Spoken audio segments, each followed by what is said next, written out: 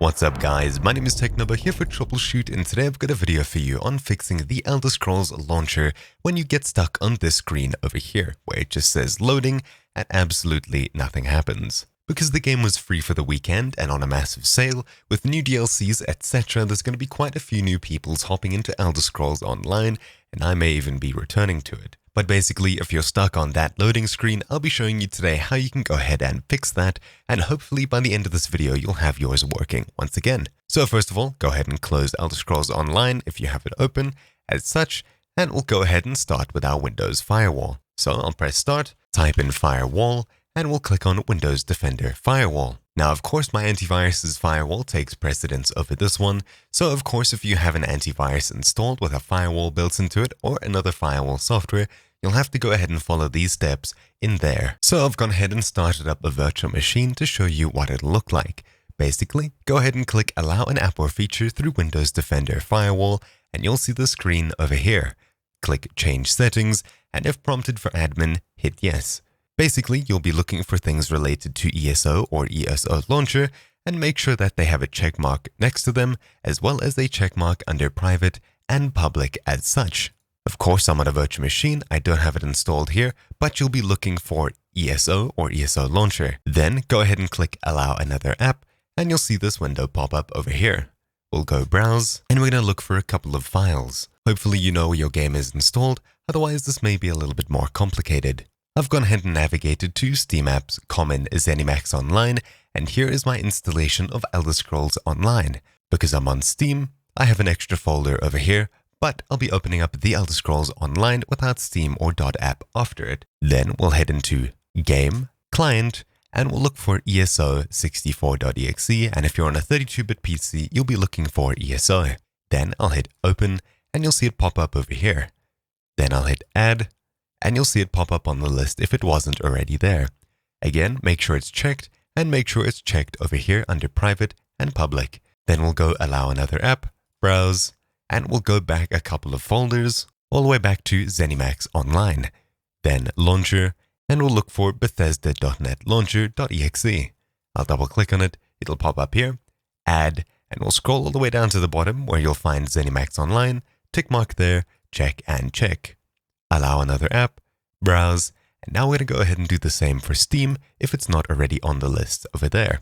So go back to Steam, and we'll scroll down through all of the files, select steam.exe, open, add, and it should pop up over here, Steam Client Bootstrapper.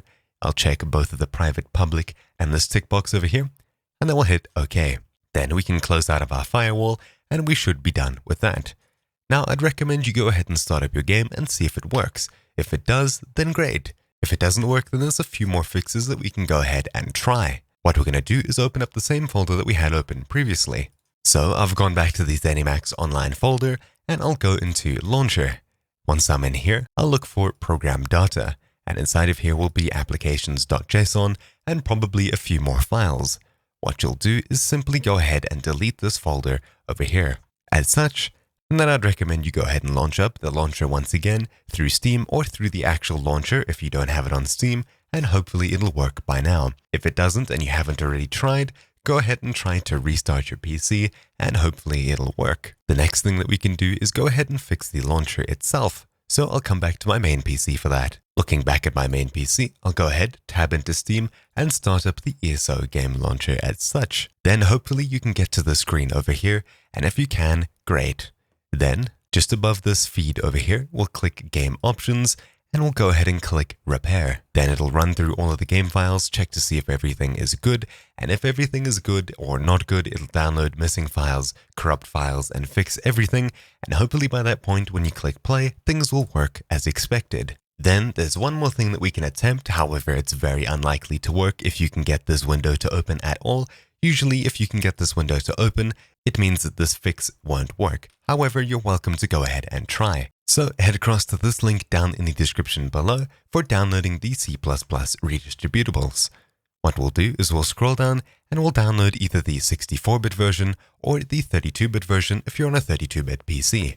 Likely, you'll be on a 64-bit PC, so simply click vc_redist x64.exe. Once it's done downloading, click on it to open it, click yes if prompted for admin, I agree, install, and we'll wait for this to finish. Then hit close, and you can close out of your web browser. And then the last and final thing we can try is downloading and installing DirectX once again. So head across to the next link in the description down below, and right after clicking it, you should get a dxwebsetup.exe file that downloaded. Simply open it up, hit yes when prompted for admin, and we'll see this window over here. I'll go ahead and close out of my browser, and all we need to do is hit I accept, next, uncheck the Bing bar, next, and we'll wait for DirectX to go ahead and download and install on our computer. If it's already installed, it'll probably give us the option to repair the installation, which you should go ahead and do.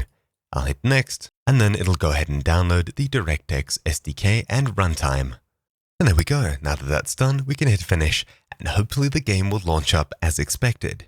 If it doesn't, then I'd recommend going ahead and doing a bit more research, doing a bit more Googling. Obviously, you're frustrated if you've reached this point and you're still having issues, but of course you can always reach out on the forums or try and contact their support team somehow.